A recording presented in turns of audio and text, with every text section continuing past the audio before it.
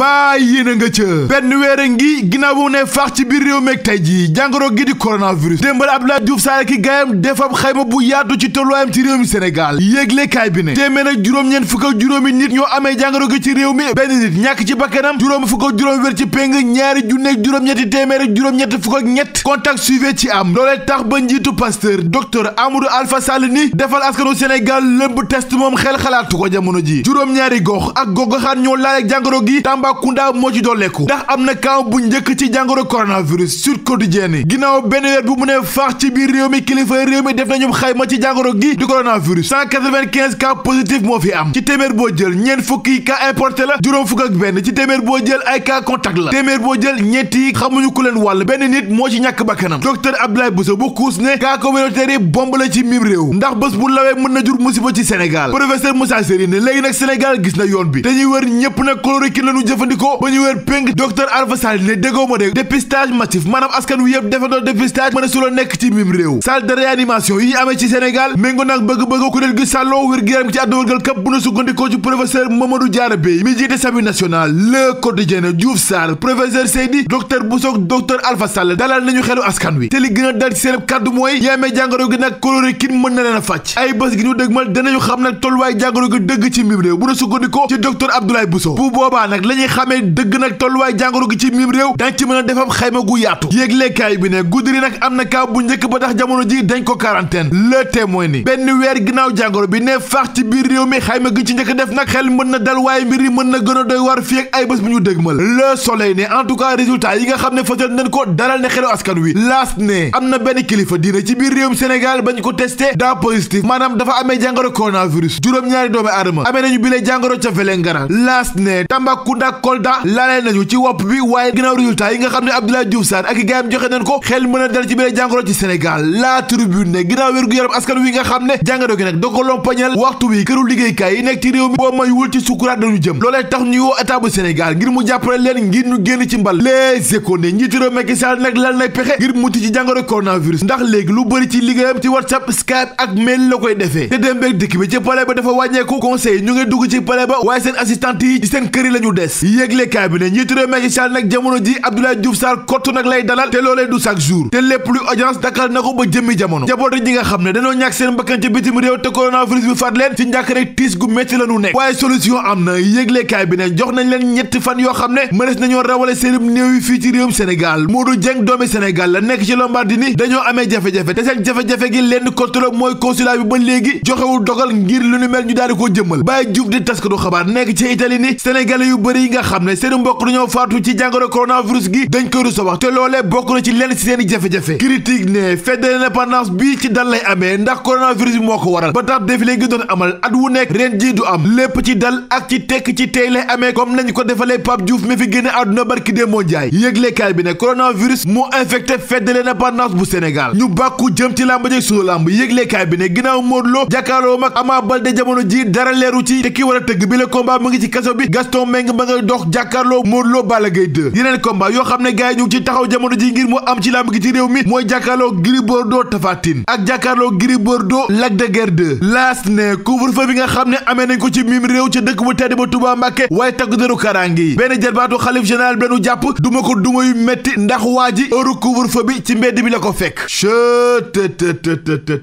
da ngay seet loolu rek